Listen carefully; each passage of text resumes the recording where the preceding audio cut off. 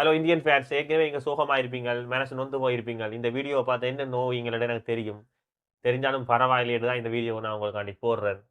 அதில் முக்கியமாக இந்த சீக்காங்கள் இந்த சன்னும் யூடியூப்பில் வந்து நெடுவலும் வீடியோ போடினோம். இந்தியா அப்படி, இந்தியா இப்படி, இந்தியா வெல்லுது, இந்தியா செய்யுது, ஸ்ரீலங்காவோட மேட்ச் நடந்தால் இவங்களை வச்சு போனது விளையாடலாம் ரெண்டெல்லாம் சொல்லிவினோம். ஆனால் அடி வாங்கினோடனே 19 சங்க வெளுத்து போட்டான், அவன் வெளுத்து போட்டான் நைஸாக சொன்னாலும் இப்போ ஆஸ்திரேலியாவுக்கு போகணும்னா கணக்கை செஞ்சு போட்டு ஆஸ்திரேலியாவுக்கு போய் பிளந்து வாங்கினோன்னே அங்கே எக்ஸ்ட்ரா பவுன்ஸ் ஆகுது, அதாவது இதாகுது, கில்லாக தான் அங்கே அடிக்கிறான், இல்லை இங்கே அடிக்கிறான்.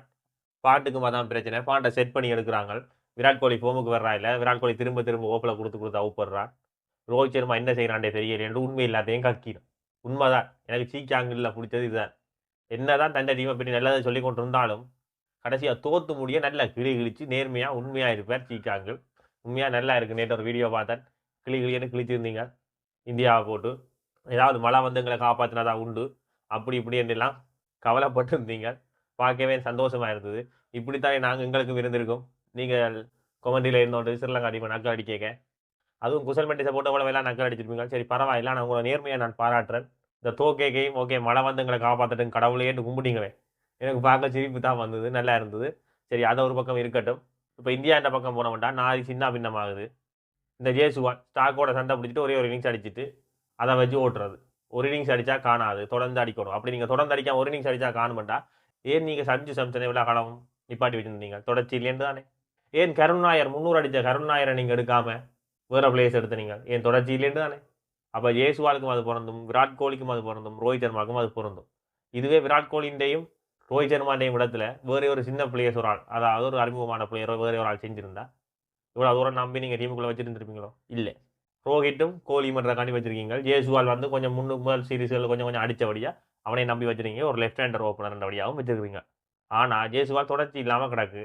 அதுவும் ஒரு தொடரில் மொத்தமாக ஒரு 5 மேட்ச்சில் 2 இன்னிங்ஸ் 3 இன்னிங்ஸ் அடித்தா அதை வச்சு ஒன்றும் செய்யலாது. அதை வச்சு ஒரு பெரிய பிளேயர்கிட்ட வேறு ஒத்துக்கொள்ளலாது. உள்ளூரில் கலக்கலாம், உள்ளூரில் போட்டு வலுக்கலாம், ஸ்பின் வீச்சண்டா போட்டு நொறுக்கலாம். அது மேட்டர் இல்லை. ஒரு வெளிநாட்டு போய் கெத்த காட்டணும். அப்போ தான் நீங்கள் மெட்ட டீமோட கலாய்க்கலாம். ஆசியா கப்பில் ஸ்ரீலங்காவை போட்டு 50க்கு சுழட்டினாங்க. எங்கட பாஸ்போர்ட்டை பார்த்தீங்களோ? சுழட்டுங்க ஆஸ்திரேலியா 50க்கு மேலே மாதிரி நிற்கிறாங்க. ஒரு திராணி சுழட்டிலாம் கிடக்கு. அவங்க 3 பாஸ்போர்ட்டை வச்சு 30 வருஷமாக விளையாடுறாங்க. அந்த 3 பேருக்கும் அடிக்கிறீர்கள். நீங்கள் வந்து இன்டர்நேஷனல் பிளேயர்னு சொல்லிக்கொண்டு மெட்ட டீமை கலாச்சி கொண்டு அது இந்திய ரசிகர்கள் இருக்கிறீங்களோ அதே வீடியோ போட்டோன்னா கொமெண்ட்டில் வந்து ஆத்ரா உர்ரான்னு கத்துறது. ஆனால் மனசாட்சியை தொட்டு சொல்லுங்க, நாரி கொண்டு தான் நிற்கிறீங்க. அதை மறைச்சு கொண்டு ஏன் மெட்ட டீம் கலாச்சி கொண்டு தெரியுறீங்க? இந்த தொடர் முடிய நீங்கள் யாரை கலாச்சி விடணும்னு யோசிச்சு பாருங்க. டீம்லேருந்து நீங்கள் கோலியையும் ரோஹிட்டையும் கலாச்சி விட்டீங்கன்னு வையுங்க. அந்த இடத்துக்கு யார் எடுக்க போறீங்க?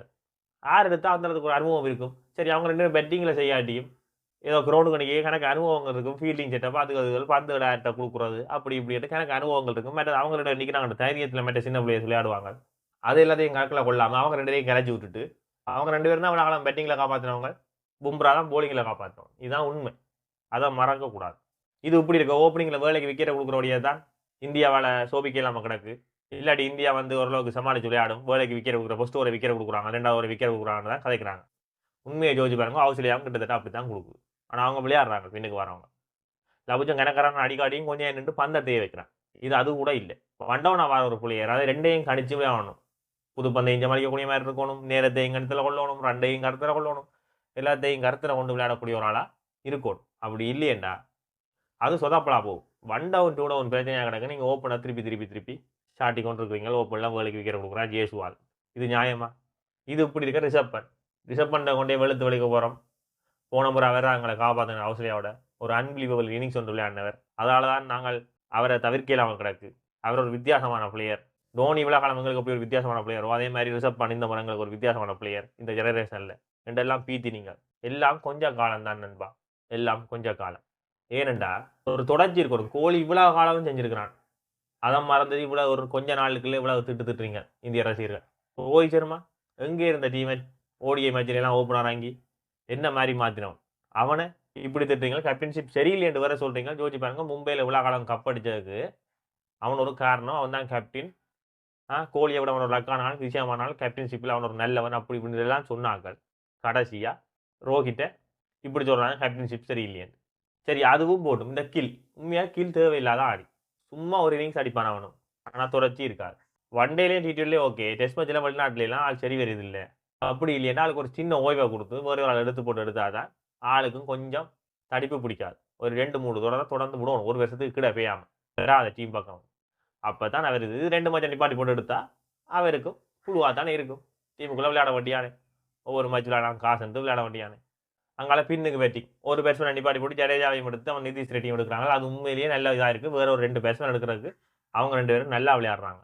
அதுலயும் ஜடேஜா வேற லெவலா பேட்டிங் பண்ணான் போன இன்னிங்ஸ். இனி எப்படியும் அந்த ஸ்பின் ஆப்ஷனை மாத்த மாட்டாங்களே. ஏன்னா ஜடேஜா தான் துறந்து இருப்பான். ஏன்னா பெட்டிங்காவது செய்யறானுண்டு. வேற போலிங் ஃபாஸ்ட் போலிங் எல்லாம் மாத்தணும். சிராஜ் வந்து சும்மா ஒரு கொஞ்ச நேரத்துக்கு எப்பயாவது ஒருக்கா செய்வானே வழிய. பெரிய அளவுல சிராஜ்ல முன்னேற்றம் இல்ல. சிராஜ் வந்து வெளிநாட்டு கிரவுண்ட்ல வெளிநாட்டு பிளேயர்ஸ்க்கு போடுறதுக்கு ஒரு லாயக்கு இல்லாத ஒரு ஆள். பும்ரா தனியே தான் அந்த டீம்ல போலிங் போடுறான். பும்ராக்கும் காயம் வந்து வைங்கோவன் 3500 4500 ரன் அடிப்பாங்களா ஆஸ்திரேலியா. யாருக்கு? இந்தியாவுக்கு போட்டு. உங்களுக்கு சிரிப்பா இருக்கு 3500 4500 கொண்டு. பெம்பல் இல்ல. அந்த அளவுக்கு இருக்குது இந்தியாவோட போலிங். இதுல உலகத்தரம் வாய்ந்த போலிங் எல்லாம் இப்ப இந்தியாலாம் கிடக்கான். உருட்டு. உள்ள நாட்டு உருட்டு.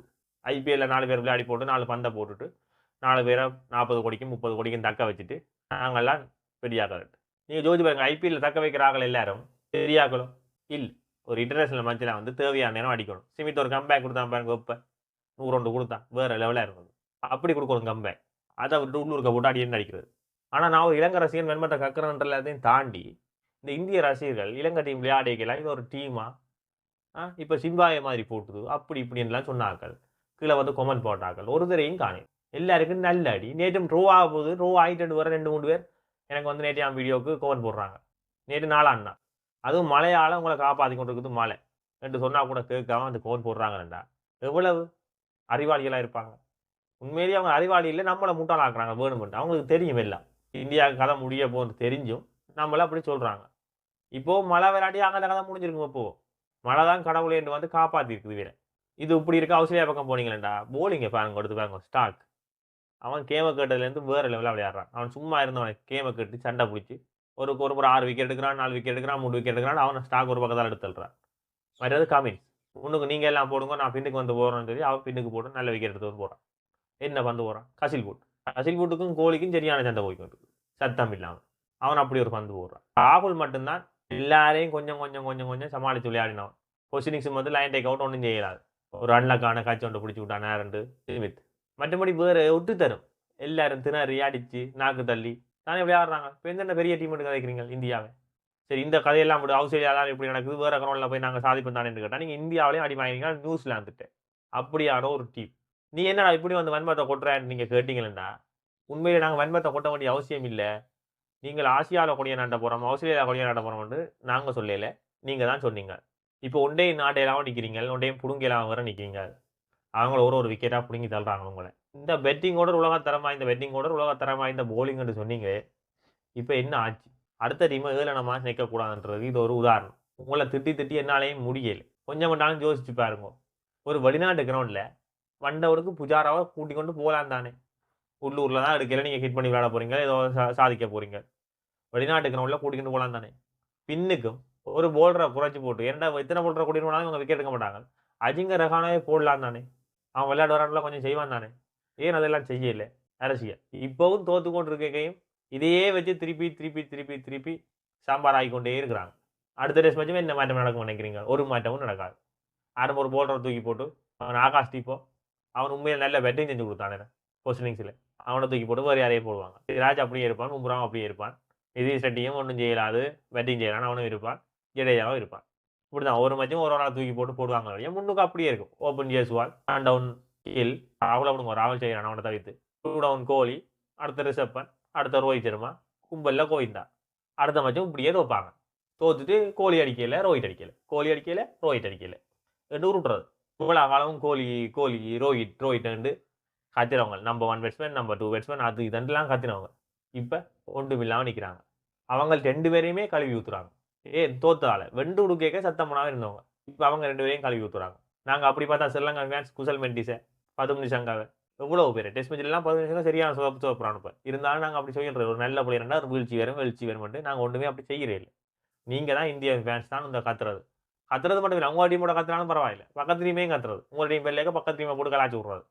பாவம் அந்த ரசலான ஒட்டையா அவரங்கையும் வந்து கொமெண்ட்ல இருந்தால் அவரை போட்டு கலாய்க்கிறது. நாங்கள் உங்களை 50 ரன்னு கோவப்படுத்தினாங்க. சிராஜ் உங்களுக்கு கழுத்து காலை வந்து போட்டோன்னு எல்லாம் தலை போட்டு கலாய்க்கிறது பாவம். அந்த அங்கே கேட்டு கொண்டு இருக்கிறது. நீ சொல்லுவீங்க, இந்த மேட்ச் ஒரு மாரி மழை காப்பாத்திட்டுது. அடுத்த மேட்ச பாருங்க குடுக்குறோம் குடுவை. நாங்க என்ன மாரி கம்பேக்ல வரப்போறோம். அதோ இதோன்டெல்லாம் சொல்லுவீங்க. சொல்லி போட்டு அவங்க சிதைச்சு விடுவாங்க. மண்டிக் கொண்டு எல்லாரும் ஊருக்கு வருவீங்க. ஊருக்கு வந்தா 2, 3 சீனியர் பிளேயர்ஸ் வச்சுக்கணும். மெட்டாக்கள் எல்லாம் மாத்துறது. மாத்தி முடிய அந்த சீனியர் பிளேயர்ஸ்க்கு யாரோட பேர் மேட்ச் உள்ளூர்ல யார் ஒரு அப்ப சொப்பியோட பேர போட்டு வெளுன்னு வெளுத்து what a comeback TV, radio, paper news, Facebook, YouTube எல்லாத்துலயும் குளறுறது. Okay, okay. இந்தியால இவ்வளவு பெரிய பிளேயர்ஸ் இருக்கிறாங்கன்ட்டு நாங்களும் பார்த்துட்டு ஏன்னுட்டு போ வேண்டியதுதான். ஆனா திருப்பி கொண்டு வெளிநாட்டுல விட்டா காசு. இந்த டெஸ்ட் மேட்ச் முடிய என்றாலும் முழு பேரையும் அடிச்சு கலைச்சு போட்டு முழுக்க சின்ன புள்ளியில அடுத்து தோத்தாலும் பரவாயில்ல. பெம்பள அப்படியே ஆடுங்க. சச்சின் சாதனை உடைக்க போறோம். அவரு சாதனை உடைக்க போறோம் ஒரு குரூப். ரோஹித் சர்மா தான் பெரிய ஆளுன்ற ஒரு குரூப். இதெல்லாம் தேவைதானா? ஏதோ நான் சொல்லிட்டேன். இந்த மேட்ச் மலையாளம் தப்பிட்டீங்க. அடுத்த மேட்ச் வாழ்க்கையிலேயும் தப்ப மாட்டீங்க. அப்ப நான் அடுத்த மேட்ச் முடிய வந்து உங்களுக்கு நான் வீடியோ போடுறேன். சப்ஸ்கிரைப் பண்ணி வைங்கோ. பெல் பட்டன் அமர்த்தி வைங்கோ. நன்றி. வணக்கம்.